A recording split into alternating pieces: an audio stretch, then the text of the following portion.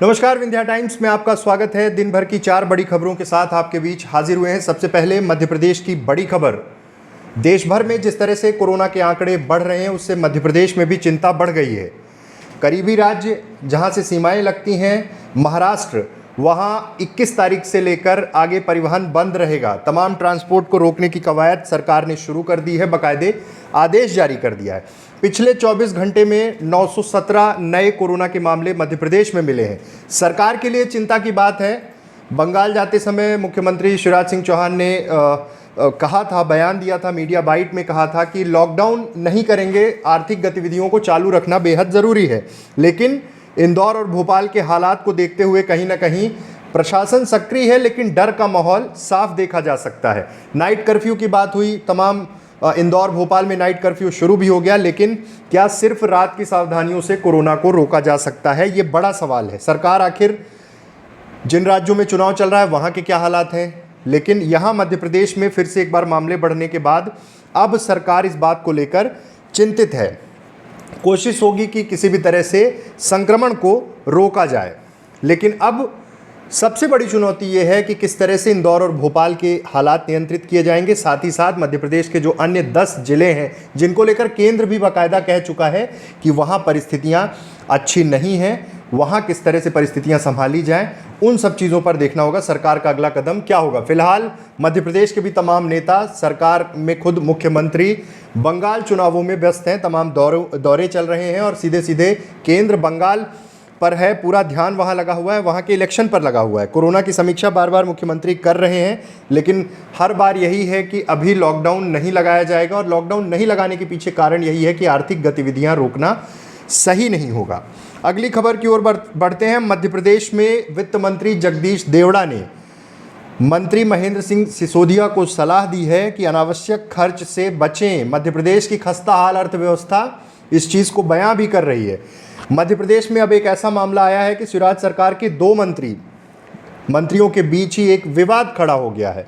दरअसल पंचायतों में, प्रदेश की पंचायतों में ऑडिट का काम होना है, जिसके लिए इस बार 26 से 40 करोड़ रुपए का प्रस्ताव तैयार किया गया है, जबकि पिछली बार पंचायतों के ऑडिट का काम सिर्फ 1 करोड़ 81 लाख रुपए में हुआ था। वहीं इस मामले पर वित्त मंत्री ने साफ तौर पर ग्रामीण विकास विभाग को दूसरी बार आपत्ति जताई है, और साफ तौर पर उन्होंने महेंद्र सिंह सिसोदिया पंचायत मंत्री से कहा है कि जब जो काम कम रेट पर हो सकता है उसके लिए इतनी रकम क्यों खर्च की जाए। आपको बता दें कि पत्र लिखकर पंचायत मंत्री महेंद्र सिंह सिसोदिया को कहा है कि सोच समझकर फैसला लें। इस मामले में वित्त मंत्री जगदीश देवड़ा का कहना है कि पंचायत एवं ग्रामीण विकास मंत्री को पत्र लिखा गया है। हमने सुझाव दिया है कि क्लस्टर ऑडिट व्यवस्था के बारे में सोच समझकर फैसला लेंगे। देवड़ा ने कहा कि जब कोई काम कम राशि में अच्छे तरीके से हो सकता है तो आखिर क्यों इतनी बड़ी रकम 26 से 40 करोड़ रुपए तक की रकम खर्च की जाए। मध्य प्रदेश के हालात से आप वाकिफ होंगे।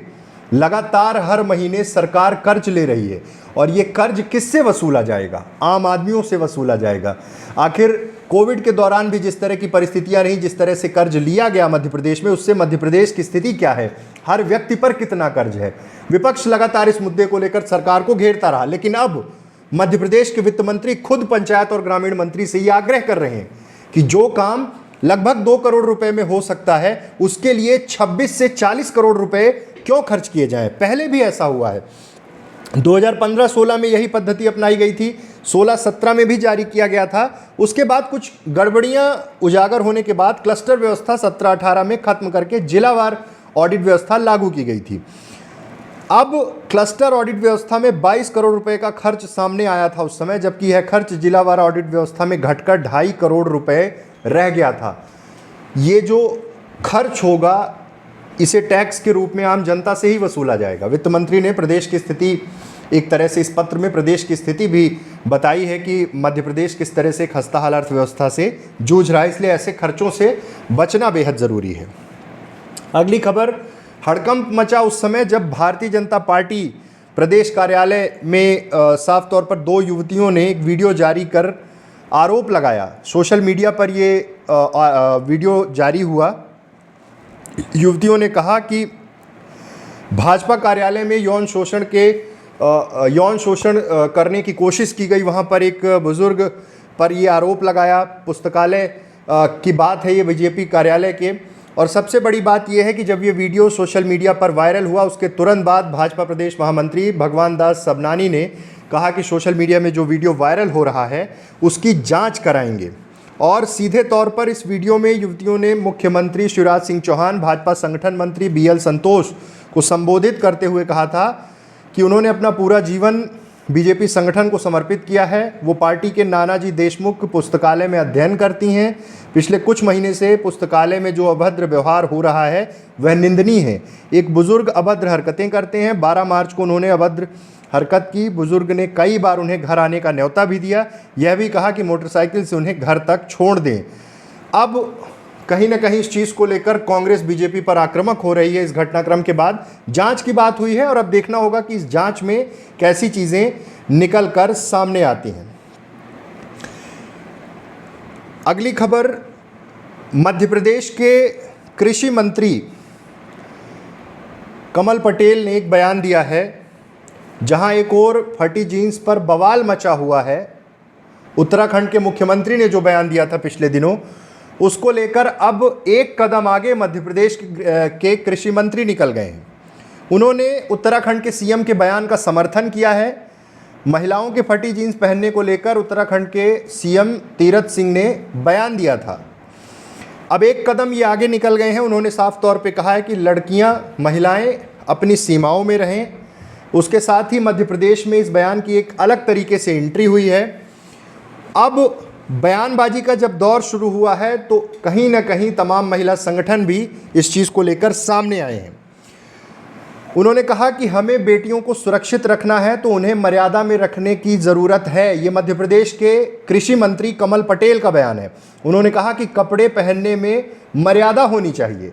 कृषि मंत्री यहीं नहीं रुके, उन्होंने आगे कहा कि हम जब तक पाश्चात्य सभ्यता के पीछे जाएंगे तो दुष्कर्म की घटनाएं बढ़ेंगी। मंत्री कमल पटेल ने एक कदम आगे बढ़ते हुए ये तक मांग कर दी कि देश में फटी हुई जीन्स पहनने पर प्रतिबंध लगाना चाहिए। उन्होंने कहा कि बदन दिखाना हमारी सभ्यता नहीं है। आपको बता दें कि पिछले दिनों तीरथ सिंह ने जब ये बयान दिया था तब ये विवाद शुरू हुआ था। देश भर में सोशल मीडिया में इस बयान का विरोध शुरू हुआ था।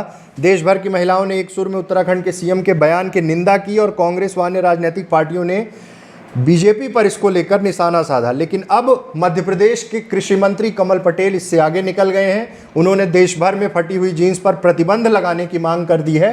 अब देखना होगा कि इस बयान के बाद महिला संगठन, महिलाएं क्या प्रतिक्रिया लेकर सामने आती हैं, क्योंकि मध्य प्रदेश में इस बयान का समर्थन कृषि मंत्री कमल पटेल ने किया है।